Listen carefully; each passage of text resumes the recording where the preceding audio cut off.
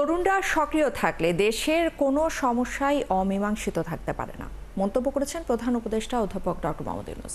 তিনি তরুণদের আরও সাহসী হয়ে সমাজের কল্যাণে নেতৃত্ব দেওয়ার আহ্বান জানিয়েছেন। সোমবার নিজ কার্যালয়ে ইউথ ভলান্টিয়ার অ্যাওয়ার্ড 2025 অনুষ্ঠানে প্রধান উপদেষ্টা এসব কথা জানিয়েছেন। এ সময় তিনি 12 তরুণের হাতে এই অ্যাওয়ার্ড তুলে দেন। আরও জানাচ্ছেন নূর নবী সরকার। প্রধান উপদেষ্টার কার্যালয় শাপলা হলে যুব ও ক্রীড়া মন্ত্রণালয় আয়োজন করে ইউথ ভলান্টিয়ার অ্যাওয়ার্ড 2025 অনুষ্ঠানের ক্রীড়া ও সমাজসেবা সহ 5টি ভিন্ন ক্যাটাগরিতে তরুণদের এবছর এই সম্মাননা প্রদান করা হয়। অনুষ্ঠানে বক্তৃতা করেন প্রধান উপদেষ্টা। তিনি জানান, তরুণরা সক্রিয় থাকলে কোনো সমস্যাই অমীমাংসিত থাকতে পারে না। আমি বিশ্বাস করি তরুণরা সক্রিয় থাকলে দেশের কোনো সমস্যায় আর অমীমাংসিত থাকতে পারে না। আজ আমরা তারুণ্যের শক্তিকে উদযাপন করছি। এটি আমাদের জাতির চালিকা শক্তি। আমি দৃঢ়ভাবে বিশ্বাস করি, যখন একটি দেশের যুব সমাজ সক্রিয় থাকে, উদ্যমী এবং উদ্ভাবনী শক্তিতে বলীয়ান হয়, তখন কোনো প্রতিবন্ধকতাই তাদের অগ্রযাত্রাকে থামিয়ে রাখতে পারে না। তরুণদের আরও সাহসী হয়ে সমাজে নেতৃত্ব দানে এগিয়ে আসার আহ্বান জানান প্রফেসর ইউনূস। তিনি স্মরণ করেন 24-এর গণ অভ্যুত্থানে তরুণদের আত্মত্যাগ। এই তরুণরাই 24-এর গণ অভ্যুত্থানের নেতৃত্ব দিয়েছে। তরুণরাই যুগে যুগে এই দেশের ইতিহাস রচনা করেছে। আমাদের চলার পথে প্রতিনিয়ত নতুন নতুন চ্যালেঞ্জ আসবে। দত্ত আহ্বান, তোমরা আরো সাহসী হও, আরো নেতৃত্ব দাও এবং সমাজের কল্যাণে নতুন ধারণা ও উদ্ভাবন নিয়ে কাজ করো। অনুষ্ঠানে প্রধান উপদেষ্টা উল্লেখ করেন, তরুণদের নেতৃত্ব বিকাশের সাথে ঐক্যবদ্ধও থাকতে হবে। কিন্তু চ্যালেঞ্জগুলো নিয়ে হতাশ না হয়ে বরং এগুলোকে আমাদের নিজস্ব শক্তি দিয়ে ঐক্যবদ্ধভাবে মোকাবেলা করতে হবে। আশা করি এই কাজেও আমাদের তরুণরা নেতৃত্ব দেবে। প্রধান উপদেষ্টা স্পষ্ট করে বলেন, আগামীর পথ মসৃণ নয়। উপস্থিত সবাইকে আমার নূর নবী সরকার, 71, ঢাকা। জাতীয় ঐকমত্য কমিশনের মেয়াদ আরেক দফায় বাড়ানো হচ্ছে। সনদ বাস্তবায়নের উপায় নিয়ে আগামী বুধবার রাজনৈতিক দলগুলোর সঙ্গে কমিশনের আবার আলোচনা হতে পারে। আজ সোমবার এই মেয়াদ শেষ হওয়ার কথা। জুলাই জাতীয় সনদের সংবিধান সম্পর্কিত সংস্কার প্রস্তাবগুলো বাস্তবায়ন নিয়ে রাজনৈতিক দলগুলোর সঙ্গে কমিশনের দ্বিতীয় দিনের আনুষ্ঠানিক আলোচনায়ও কোনো ঐকমত্যে পৌঁছানো যায়নি। রোববার কমিশনের সভাপতি ও প্রধান উপদেষ্টা অধ্যাপক মোহাম্মদ ইউনূসের সামনে বিএনপি, জামায়াতে ইসলামী এবং এনসিপি তাদের আগের অবস্থানেই তুলে ধরেছে। এর আগে বাস্তবায়ন পদ্ধতি নিয়ে দলগুলোর সঙ্গে অনানুষ্ঠানিক আলোচনাও করেছিল কমিশন। 29টি দল লিখিতভাবে তাদের মতামত কমিশনকে পাঠিয়েছিল। আর সংবিধান সংক্রান্ত প্রস্তাবগুলো আগামী জাতীয় সংসদ গঠনের 2 বছরের মধ্যে বাস্তবায়নের পক্ষে বিএনপি। জামায়াতে ইসলামী আগামী নির্বাচনের আগে রাষ্ট্রপতির বিশেষ আদেশের মাধ্যমে বা গণভোটের মাধ্যমে এবং এনসিপি গণপরিষদ গঠনের মাধ্যমে সংস্কার প্রস্তাব বাস্তবায়ন চায়। দেরিতে নির্বাচনে দেশ বিপদে পড়বে, এমন মন্তব্য করেছেন বিএনপির স্থায়ী কমিটির সদস্য আমির খসরু মাহমুদ চৌধুরী। দেশের মানুষের হাতে ক্ষমতা ফিরিয়ে দেওয়ার সময় এসেছে জানিয়ে তিনি আরও বলেন, জনগণের ম্যান্ডেটের বাইরে চললে গণতন্ত্র বাধাগ্রস্ত হবে। রবিবার দুপুরে রাজধানীর দক্ষিণখানে এক অনুষ্ঠানে এসব কথা বলেন বিএনপির এই নেতা। আগামী নির্বাচনে ম্যান্ডেট নিয়ে আপনারা যে যা চান সেটা করতে পারবেন। আমাদেরকে তো জনগণের কাছে যেতে হবে, ম্যান্ডেট নিতে হবে, সবাইকে নিতে হবে। সুতরাং জনগণের কাছে না গিয়ে আমরা যে এখানে আবার আগের মতো ওই মানে গণতন্ত্র যদি বলতে বোঝায়, সেটা হচ্ছে গণতন্ত্রের সমর্থন নিয়ে আপনাকে পরিবর্তন করতে হবে। জনগণের সমর্থন ব্যতীত প্রত্যেকটি দলে তো চাহিদা থাকতেই পারে। তো সেটার একমাত্র পথ হচ্ছে নির্বাচনে গিয়ে জনগণের ম্যান্ডেট নিয়ে পরিবর্তন করা যেতে পারে। এর বাইরে কিছু করতে গেলে সেটা গণতন্ত্রকে বাধাগ্রস্ত করবে। জাতীয় সংসদ নির্বাচন বানচালে সচিবালয় থেকে ষড়যন্ত্র হচ্ছে বলে মন্তব্য করেছেন বিএনপি চেয়ারপারসনের উপদেষ্টা জয়নুল আবেদিন ফারুক। তিনি আরও জানিয়েছেন, পতিত আওয়ামী লীগ সরকার ভারতের কাছে নত স্বীকার করেই ক্ষমতায় ছিল। জাতীয় প্রেস ক্লাবের সামনে অপরাজেয় বাংলাদেশ আয়োজিত প্রতিবাদ সমাবেশে সব তুলে ধরেন সাবেক জয়নুল আবেদিন ফারুক। তিনি আরও বলেন, গত 16 বছর বিএনপির লাখ লাখ নেতাকর্মীদের আয়না ঘরে নির্যাতনে বাক স্বাধীনতা হরণ করা হয়েছিল। এদিকে বিএনপি চেয়ারপারসনের উপদেষ্টা হারুনুর রশিদ বলেন, আগামী জাতীয় নির্বাচন নিয়ে নানামুখী ষড়যন্ত্র চলছে, সেই সাথে সংস্কারেও নানাভাবে বিএনপিকে চাপে রাখা হচ্ছে বলেও জানিয়েছেন তিনি। একটি বছরে কয়েকজন ছাড়া আওয়ামী লীগের দুঃশাসন যারা করেছে তাদেরকে গ্রেফতার করতে পেরেছে। এখনো সচিবালয়ে আওয়ামী লীগের প্রেতাত্মা, যে আওয়ামী লীগ সংবাদপত্র চিনে না, সাংবাদিক চিনে না, যে আওয়ামী লীগ সংবিধান মানে না, যে আওয়ামী লীগ নিজের পিতাকে জাতির পিতা ডিক্লেয়ার করে, যে আওয়ামী লীগ গণতন্ত্রে বিশ্বাস করে না, সেই আওয়ামী লীগের প্রেতাত্মারা কি করে প্রফেসর মোহাম্মদ ইউনূস, আপনি আমার লোক নয়, আপনি 18 কোটি মানুষের লোক, সেই 18 কোটি মানুষের অভিব্যক্তি হলো এক, যারা আপনার ঘোষিত ফেব্রুয়ারির নির্বাচনকে বানচাল করার হীন প্রচেষ্টা করছে। আগামী জাতীয় নির্বাচনকে ভণ্ডুল করার জন্য ব্যাপক ষড়যন্ত্র চক্রান্ত হচ্ছে। গতকালকে একটা সংবাদ পেলাম, এস আলম গ্রুপ বাংলাদেশে শেখ হাসিনার প্রত্যক্ষ সহায়তায় বাংলাদেশের বিভিন্ন ব্যাংক থেকে প্রায় 1.5 লক্ষ কোটি টাকা লুটপাট করে নিয়ে গেছে। জুলাই সনদের আলোকে ফেব্রুয়ারিতে জাতীয় নির্বাচন সহ 5 দফা দাবিতে আন্দোলনের ডাক দিয়েছে জামায়াতে ইসলামী। বিদ্যমান রাজনৈতিক পরিস্থিতিতে রাজধানীর মগবাজারে এক সংবাদ সম্মেলনে আন্দোলনের এই কর্মসূচির ঘোষণা দেন জামায়াতের নায়েবে আমির ডক্টর সৈয়দ আব্দুল্লাহ মোহাম্মদ তাহের। দাবি আদায়ে 18 সেপ্টেম্বর রাজধানীতে সমাবেশ ও বিক্ষোভ মিছিল, 19 বিভাগীয় শহরে বিক্ষোভ এবং 26 তারিখে জেলা উপজেলায় বিক্ষোভ মিছিল করবে দলটির অন্য দাবিগুলো হচ্ছে সংসদের 2 কক্ষেই পিআর পদ্ধতিতে নির্বাচন, সবার জন্য লেভেল প্লেইং ফিল্ড নিশ্চিত করা, ফ্যাসিবাদী সরকারের সব গণহত্যা আর জুলুমের বিচার দৃশ্যমান করা এবং জাতীয় পার্টি সহ 14 দলের কার্যক্রম নিষিদ্ধ করা। এখনই যুগপৎ আন্দোলনে যাচ্ছে না জানিয়ে ডক্টর তাহের বলেন, জুলাই চেতনায় বিশ্বাসী প্রতিটি দলের সঙ্গেই কর্মসূচির ব্যাপারে আলোচনা চলছে। প্রতিটি ভোটারের মূল্যায়নের লক্ষ্যে পিআর পদ্ধতিতে নির্বাচনের জন্য জোর দাবি জানিয়ে আসছি। বাংলাদেশের অধিকাংশ রাজনৈতিক দল, বুদ্ধিজীবী, সাংবাদিক, কলামিস্ট, লেখক, গবেষক, শিক্ষাবিদ ও নানা শ্রেণী পেশার মানুষ পিআর পদ্ধতিতে নির্বাচনের দাবির সাথে একমত পোষণ করেছে। প্রিয় সাংবাদিক বন্ধুগণ, আমরা লক্ষ্য করছি জনগণের দাবিসমূহ কার্যকর করার কোনো পদক্ষেপ গ্রহণ করা হচ্ছে না। এমন অবস্থায় জনগণের দাবি আদায়ের জন্য গণ আন্দোলনের কোনো বিকল্প নেই। তাই জুলাই জাতীয় সনদের ভিত্তিতে আগামী ফেব্রুয়ারিতে অবাধ, সুষ্ঠু, গ্রহণযোগ্য নির্বাচন এবং জনগণের ভোটের প্রতিষ্ঠার মাধ্যমে বাংলাদেশকে একটি ন্যায়ভিত্তিক ও জবাবদিহিমূলক গণতান্ত্রিক রাষ্ট্র গড়ে তোলার লক্ষ্যে বাংলাদেশ জামাত ইসলামের পক্ষ থেকে আজ 15 সেপ্টেম্বর আন্দোলনের 5 দফা গণদাবি জাতির সামনে তুলে ধরছি। আরও 5 মাস সময় আছে, এর ভিতরে এই সমস্ত দাবি পূরণ করা, তারপরে জুলাই চার্টারকে আইনগত ভিত্তি দেওয়া, গণভোট যদি প্রয়োজন হয় গণভোট করা, এই সব কিছুই এর ভিতরে সম্ভব। জ্যাকসু নির্বাচনের অনিয়ম, অসঙ্গতি নিয়ে স্বাধীন তদন্ত হতে পারে বলে মনে করেন বিশেষজ্ঞরা। যদিও শিক্ষকদের অনভিজ্ঞতার কারণেই নির্বাচনে এমন বিপত্তি ঘটেছে বলে মনে করছেন তারা। আর ডাকসুতে যেসব অভিযোগ উঠেছে তা গণতান্ত্রিক সব নির্বাচনেই শোনা যায় বলে মনে করছেন বিশ্লেষকরা। বিস্তারিত মোহন ইসলামের প্রতিবেদনে। 11 সেপ্টেম্বর সকাল থেকে রাত পর্যন্ত জাহাঙ্গীরনগর বিশ্ববিদ্যালয় ছাত্র সংসদের ভোট গ্রহণ চলে। 8000 ভোট গণনা শেষ হয়। 2 দিন পর ফলাফল ঘোষণা করা হয় 13 সেপ্টেম্বর বিকেলে। 3 দিন ধরে চলা এই নির্বাচন নিয়ে অভিযোগ আর অনিয়মের শেষ নেই। অতিরিক্ত ব্যালট পেপার দেয়া, অতিরিক্ত ব্যালট আলাদা বক্সে ভরে রাখা, কালি মুছে যাওয়া, নির্বাচনের দিন ভোটার হওয়ার সুযোগ, জাল ভোটের মতো অভিযোগ পাওয়া যায়। ফলে নির্বাচন বর্জন, কমিশন থেকে শিক্ষকদের পদত্যাগের ঘটনাও ঘটেছে। এসব অভিযোগের পরেও নির্বাচনের ফলাফল ঘোষণা করেছে কমিশন। এর পিছনের কারণ অনুসন্ধানের কথা বলছেন এই বিশ্লেষক। এটা নিয়ে তো প্রশ্ন থাকতেই পারে যে তাহলে তাদের ইন্টেনশন ম্যালাফাইড ছিল যারা নির্বাচন পরিচালনা করে, তাই না? তারা তো নিজেদের ভুল স্বীকার করে নাই যে এতগুলো ব্যালট কেন গেল, এক্সট্রা ব্যালট কেন গেল। নিশ্চয়ই এটার পিছনে মানে রিগিংয়ের একটা পরিকল্পনা হয়তো ছিল।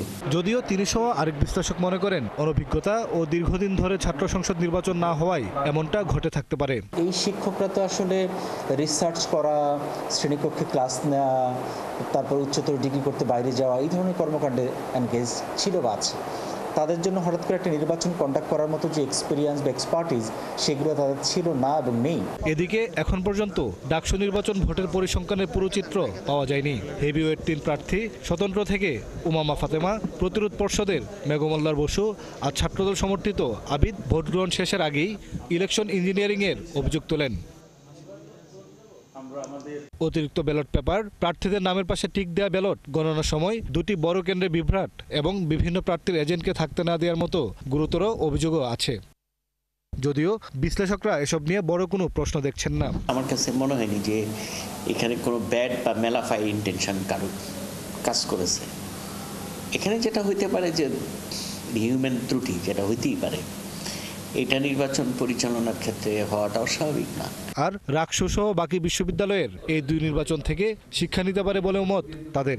মনে হয় আরেকটা প্রার্থীদের দিক থেকে যদি কোনো ভুল হয়ে থাকে। মোহন ইসলাম, 71, ঢাকা। আসন পুনর্বিন্যাসের প্রতিবাদে ফরিদপুরে সকালে ভাঙ্গা এবং আশেপাশের এলাকার 8টি পয়েন্টে মহাসড়ক অবরোধের চেষ্টা করলে সরিয়ে দেয় প্রশাসন।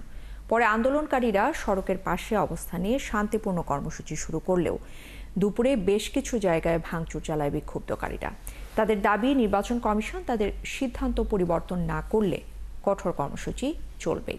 আর ফরিদপুরের পাশাপাশি বাগেরহাট এবং পাবনায় চলছে হরতাল এবং বিক্ষোভ কর্মসূচি। বিস্তারিত ডেস্ক প্রতিবেদনে। সকালে ফরিদপুরের ভাঙ্গা ও আশপাশের 8টি পয়েন্টে মহাসড়ক অবরোধের চেষ্টা করেন বিক্ষোভকারীরা, তবে তাদের সরিয়ে দেয় প্রশাসন। পরে তারা আবারও সড়কে নেমে বিক্ষোভ করেন। আন্দোলনকারীরা বলছেন, নির্বাচন কমিশন তার সিদ্ধান্ত প্রত্যাহার না করা পর্যন্ত আন্দোলন চলবে। 3 দিন আমাদের অবরোধ থাকবে। তাতে যদি সিদ্দিক চেয়ারম্যান না এই আলগি হামিদি ভাঙ্গার 100 লোককেও অ্যারেস্ট করে 90,000 লোকের নামে যদি মামলা করে, আমরা ভাঙ্গা আলগির লোক পিছে হটবো না।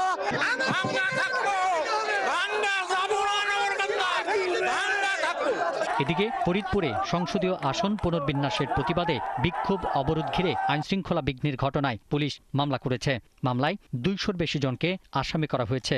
মামলা দেয় আমাদের দেশ ও গ্রামবাসী এমন ক্ষিপ্ত হয়েছে যে আমাদেরকে একটা প্রাণ থাকতেও আমরা এই দিক লক্ষ্য করব না। বাগেরহাটে সর্বদলীয় সম্মিলিত কমিটির ধারাবাহিক আন্দোলনে এবার চলছে 3য় দফার হরতাল। সোমবার সকাল থেকেই বাগেরহাট জেলা প্রশাসক কার্যালয় সহ বিভিন্ন সরকারি অফিসের সামনে অবস্থান নেন তারা। কড়া নিরাপত্তায় রয়েছে পুলিশ। আমাদের যে 4টি আসনকে কমিয়ে 3টি আসন করা হয়েছে, এটা বাগেরহাটের সর্বস্তরের জনগণ মেনে নেয়নি, মেনে নিবে না। তারা ঘৃণা ভরে এই সিদ্ধান্তকে প্রত্যাখ্যান করছে। তারই প্রতিবাদে আমরা বাগেরহাটের সর্বস্তরের জনগণ রাস্তায় নেমে হরতাল পালন করছি। আমাদের ন্যায্য অধিকার থেকে যেন আমাদের বঞ্চিত না করে, আর আমরা যেন সেই ন্যায্য অধিকার পাই। এখন কেন আমাদেরকে এই আন্দোলনে নামালো? আমরা তো বাধ্য হয়েছে আন্দোলনে নামতে। হরতালের কারণে ভোগান্তিতে পড়েছেন পরিবহন শ্রমিক ও যাত্রীরা। পথে ভেঙে আসতে অনেক টাকা খরচ হয়েছে। এই যে ভাড়া বেশি বলতেছে, অত তো ভাড়া না, 150-200 টাকা করে যাবো কেন? এইখান থেকে আমি কাটাই যাই, কাটাখালি যাই, এইখান থেকে 50 টাকায়, আবার ওইখান থেকে 20 টাকায় ঘাটে চলে যায়। মঙ্গলবার ও বুধবার আধাবেলা হরতাল কর্মসূচি রয়েছে বাগেরহাটে। এই 2 দিন সরকারি অফিস আদালতে অবরোধ কর্মসূচি পালন করা হবে। পিন্টু হাজং, 71। দর্শক, আমরা প্রতিবেদনে দেখছিলাম ফরিদপুরের ভাঙ্গায় সংসদীয় আসন পুনর্বিন্যাসের দাবিতে অবরোধের ঘটনায় বিভিন্ন জায়গায় সংঘর্ষ চলছে। এ নিয়ে বিস্তারিত জানতে সেখান থেকে এই মুহূর্তে আমাদের সাথে যুক্ত হচ্ছেন মনিরুল ইসলাম টিটু। টিটু, একটু জানাবেন আসলে এই মুহূর্তের পরিস্থিতি ঠিক কি চলছে, অবরোধকারীরা এই মুহূর্তে কোথায় অবস্থান করছেন এবং তাদের পরবর্তী কর্মসূচি সম্পর্কে কিছু এখন পর্যন্ত জানতে পেরেছেন কিনা? আপনাকে জানিয়ে রাখতে চাই যে এই কিছু সময় আগেই কিন্তু হামলার ঘটনা ঘটেছে এবং এ পর্যন্ত সরকারি 3টি স্থাপনায় আমরা হামলার খবর পেয়েছি। প্রথমত উপজেলা পরিষদে এবং থানার ভেতরে অভ্যন্তরে, আরেকটি হচ্ছে হাইওয়ে থানায়। 3টি জায়গায় আমরা দেখেছি যে হামলার ঘটনা ঘটেছে, ভাঙচুরের ঘটনা ঘটেছে, একই সাথে অভ্যন্তরে থাকা গাড়ি এবং মোটরসাইকেল গুলোতে আগুন দেওয়া হয়েছে, ভাঙচুরের ঘটনা ঘটানো হয়েছে। তবে এই ঘটনাগুলো আসলে সকালে যখন এই যারা অবরোধকারী ছিল তাদেরকে সরিয়ে দেওয়া হয় সড়ক থেকে, তারপরে কিন্তু ধীরে ধীরে এই তারা আরো বেশি সংগঠিত হতে থাকে। বিশেষ করে গত দিনে যে তাদের প্রধান সমন্বয়কারী হিসেবে পরিচিতি পাওয়া আলগী ইউনিয়নের চেয়ারম্যান সিদ্দিকুর রহমানকে আটক করার ঘটনা, একই সাথে গত রাতে প্রায় 200-র উপরে মানুষের বিরুদ্ধে যে দ্রুত বিচার আইনে মামলা হয়েছে, এই খবরগুলোর কারণে, এই সব ঘটনার কারণে তারা কিন্তু অতিমাত্রায় বিক্ষুব্ধ হয়ে ওঠে এবং বেলা 11টার দিকে তারা শত শত মানুষ মহাসড়কে এসে আবার সেই মহাসড়ক আটকে দেয়। সেটি যে 8টি পয়েন্টে আটকে দিয়েছিল আগে, সেই 8টি পয়েন্টে আটকে দেয়। তবে ভাঙ্গা সদরের বিশেষত বাসস্ট্যান্ড এলাকাতে কিন্তু মুহূর্তেই শত শত মানুষ আসতে থাকে এবং সেখানে আইন শৃঙ্খলা বাহিনীর সদস্যদের প্রাথমিক অবস্থায় দেখা যায় এক পর্যায়ে তারা যখন সেখান থেকে চলে যান, সেখান থেকে সরে যান। এর কিছু সময় পরে বেলা দুপুরের দিকেই কিন্তু এই আধা ঘন্টা আগে বিক্ষোভকারীরা তারা কোনো ধরনের আশ্বাস না পাওয়ার কারণে তারা কিন্তু ক্ষুব্ধ হয়ে থানায় হামলা করেন এবং উপজেলা পরিষদে হামলা করেন এবং সর্বশেষ আমরা জানতে পেরেছি যে হাইওয়ে পুলিশের যে থানা, সেখানেও কিন্তু হামলা করা হয়েছে। তারা যেটি বলছেন যে তাদের যে দাবি সেটি ফরিদপুর 4 আসনের অধীনস্থ ভাঙ্গা উপজেলার আলগী এবং হামিদদী ইউনিয়ন, দুটি ইউনিয়নকে ফরিদপুর 2 আসনের অন্তর্ভুক্ত করে নির্বাচন কমিশন যে গেজেট প্রকাশ করে গত 4 সেপ্টেম্বর, তার এই গেজেট প্রকাশের পরদিন থেকেই কিন্তু তারা আন্দোলনের ডাক দেন। তারা কোনোভাবেই সেই ফরিদপুর 2 আসনের সাথে যেতে চান না। তো সর্বশেষ আমরা তাদের দেখেছি যে তারা এখনো সড়কের উপরে অবস্থান করছেন এবং তারা এখনো নানা স্লোগানে এরা পুরো এলাকাকে উত্তপ্ত করে রেখেছেন। ধন্যবাদ আপনাকে। ফরিদপুর থেকে আমাদের সাথে যুক্ত হয়েছিলেন সহকর্মী মনিরুল ইসলাম টিটু। জুলাই গণ অভ্যুত্থানে মানবতা বিরোধী অপরাধের মামলায় ট্রাইব্যুনাল 1 সাক্ষ্য দিয়েছেন দৈনিক আমার দেশের সম্পাদক মাহমুদুর রহমান। এ সময় তিনি জানিয়েছেন, দীর্ঘমেয়াদী শাসন ধরে রাখতে প্রতিবেশী দেশ ফ্যাসিবাদী সরকারকে সহায়তা করেছে, সে একই সঙ্গে বিডিআর হত্যাকাণ্ডে তাদেরই ইন্ধন ছিল বলে সাক্ষ্যতে বলেন মাহমুদুর রহমান। সাবেক প্রধানমন্ত্রী শেখ হাসিনা এবং সাবেক স্বরাষ্ট্রমন্ত্রী আসাদুজ্জামান খান কামাল সহ 3 জনের বিরুদ্ধে দেয়া জবানবন্দি শুনছেন ট্রাইব্যুনাল 1-এর বিচারপতি গোলাম মুর্তজা মজুমদারের নেতৃত্বাধীন 3 সদস্য।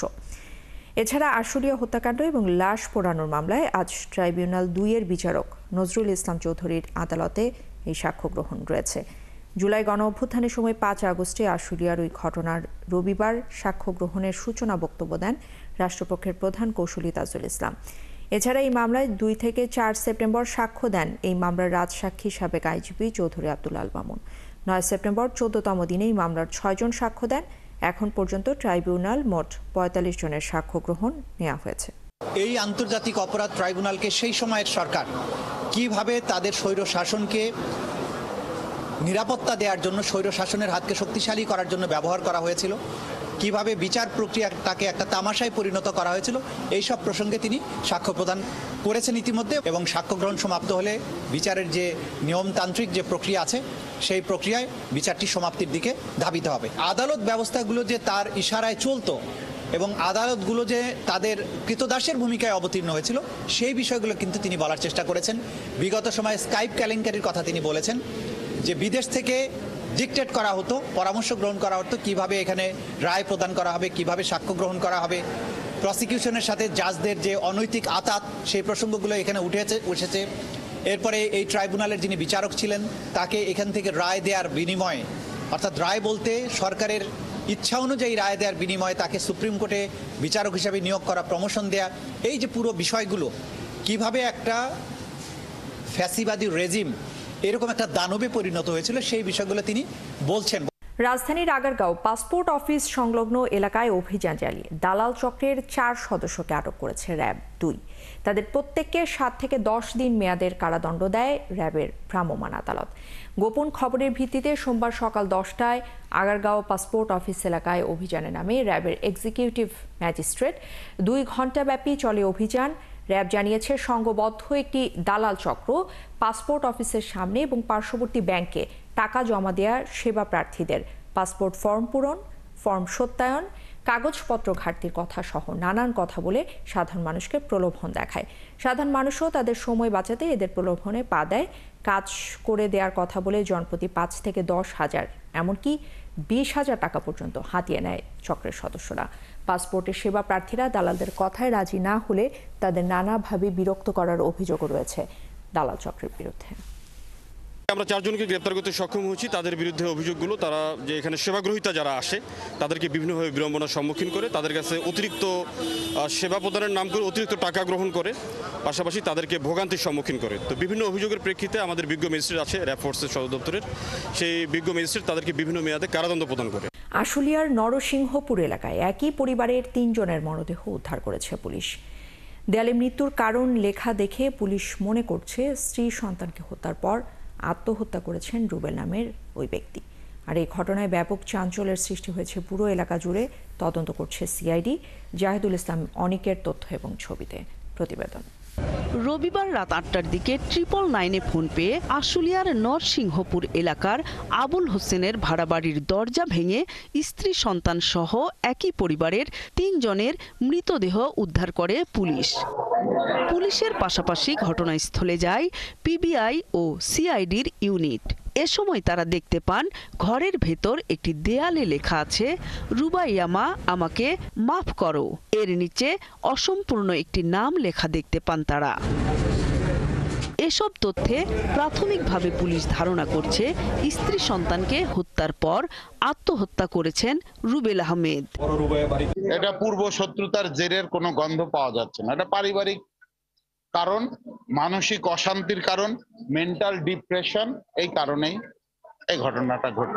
স্বজনরা জানান বছর 2 আগে গার্মেন্টসে চাকরি করতেন রুবেল। সেখান থেকে চাকরি চলে যাবার পর মাঝে মধ্যে রাজমিস্ত্রির কাজ করলেও বেশিরভাগ সময়ই থাকতেন বেকার। জানিয়ে প্রায়ই ঝগড়া হতো স্বামী স্ত্রীর মধ্যে। গত রাতে রাত 12টার দিকে সে আমার ফোন দিছে, দিয়ে বলতেছে যে তোর ভাবির তো নিয়ে যাচ্ছি, জামিলারও নিয়ে যাচ্ছি। তো আমি জিজ্ঞেস করলাম তাহলে কি রান্না বান্না কিছু হয়েছে, খাওয়া দাওয়া হয়েছে? কয় রান্না বান্না কিছু করি নাই, হোটেল থেকে রুটি নিয়ে যাচ্ছি আর মুরগির রান নিয়ে যাচ্ছি।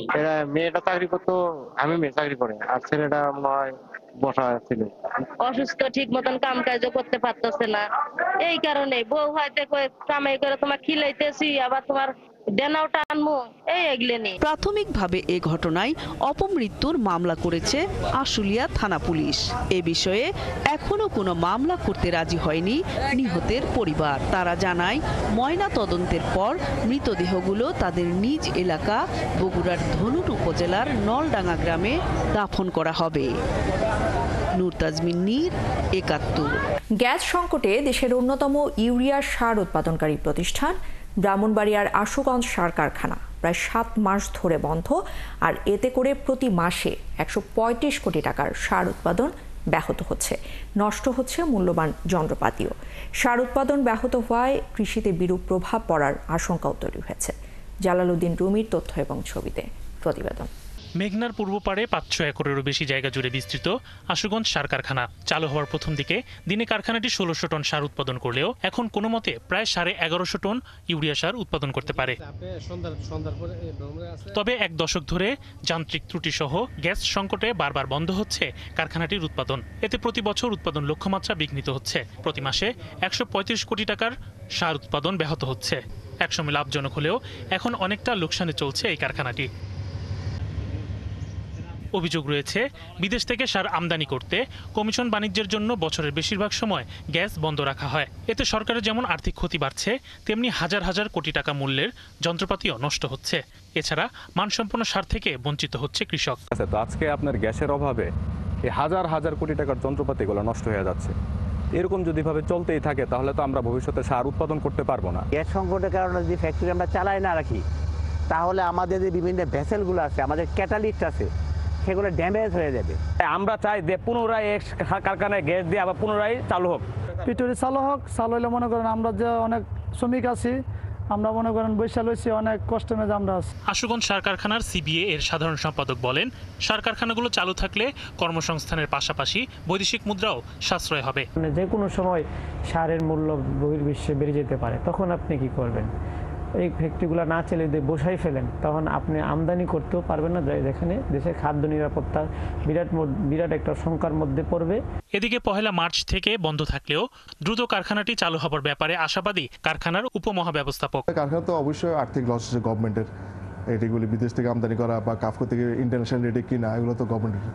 কিন্তু আমাদের যদি কারখানা 5টা কারখানা যদি চালু থাকে, তাহলে গভর্নমেন্টের যে আমাদের 25-26 লক্ষ টন সার উৎপাদন, এটা আমরা 20-22 লক্ষ টাকা এমনি দিতে পারবো, তো অল্প কিছু আমদানি করলেও তো হয়ে যাবে। জেলা প্রশাসক জানান, বিষয়টি নিয়ে মন্ত্রণালয়ে কথা হয়েছে, দ্রুত এই বিষয়ে ব্যবস্থা নেওয়া হবে। এই 4টা গ্যাসের সবগুলোই প্রায় বন্ধ এখন, গ্যাস স্বল্পতার কারণে এই 4টা সবগুলোই বন্ধ। তো এনিহাও আমার কথা হয়েছে অলরেডি, আমাদের যে কনসার্ন যারা দপ্তর আছে মানে মন্ত্রণালয়, ওখানে আমাদের সাথে কথা হয়েছে, এর আগে যোগাযোগ করেছে, সিদ্ধান্ত নেওয়া হচ্ছে গ্যাস ছাড়া। সংশ্লিষ্টরা দ্রুত এই বিষয়ে ব্যবস্থা গ্রহণ করবেন, এমনটাই প্রত্যাশা সবার। শরীফ আজাদ প্রীতম, ৭১। বঙ্গোপসাগরে সৃষ্ট লঘুচাপের প্রভাবে সারা দেশে বৃষ্টিপাতের প্রবণতা আরও বাড়তে পারে। আজ সহ আগামী 2 দিন দেশের অভ্যন্তরে ভারী থেকে অতি ভারী বর্ষণের সম্ভাবনাও বাড়তে পারে নদ নদীর পানি। উজানের পানিতেও এই পানি বাড়ছে বলে জানিয়েছে বন্যার পূর্বাভাস এবং সতর্কীকরণ কেন্দ্র। ফলে দেশের 12 জেলার নিম্নাঞ্চল প্লাবিত হতে পারে বলে জানিয়েছে কেন্দ্রটি। আগামী 3 দিনে এসব অঞ্চলের নদীগুলোর পানি সতর্ক সীমার প্রভাবিত হতে পারে। রংপুর বিভাগের ধরলা, তিস্তা ও দুধকুমার নদের পানি সমতলে বাড়তে পারে এবং তিস্তা ও দুধকুমার নদীর পানি বিপদ সীমা পার করতে পারে। এ সময় লালমনিরহাট, নীলফামারী, রংপুর এবং কুড়িগ্রাম জেলার নদী সংলগ্ন নিম্নাঞ্চলগুলো প্লাবিত হতে পারে। একই সঙ্গে সিলেট এবং ময়মনসিংহ বিভাগের সুরমা, কুশিয়ারা, সারিগোয়াইন, সোমেশ্বরী, জাদুকাটা ও ভোগাই কংস নদ নদীগুলোর পানি সতর্ক সীমায় প্রবাহিত হতে পারে। সিলেট, সুনামগঞ্জ, মৌলভীবাজার, ময়মনসিংহ, নেত্রকোনা ও শেরপুর জেলার নদী সংলগ্ন নিম্নাঞ্চল সাময়িকভাবে প্লাবিত হতে পারে। আর চট্টগ্রাম বিভাগের মুহুরী, সিলোনিয়া, ফেনী ও হালদা নদীর পানি সতর্ক সীমায় প্রভাবিত হতে পারে এবং ফেনী ও চট্টগ্রাম জেলার নদী সংলগ্ন নিম্নাঞ্চলগুলো সাময়িকভাবে প্লাবিত হতে পারে। দর্শক, চলছে সংবাদ সংযোগ। সরাসরি সংবাদ ও অনুষ্ঠান দেখতে চোখ রাখুন ৭১ ফেসবুক পেজ এবং সাবস্ক্রাইব করুন ৭১ ইউটিউব চ্যানেলে। থাকুন ৭১-এর সাথে।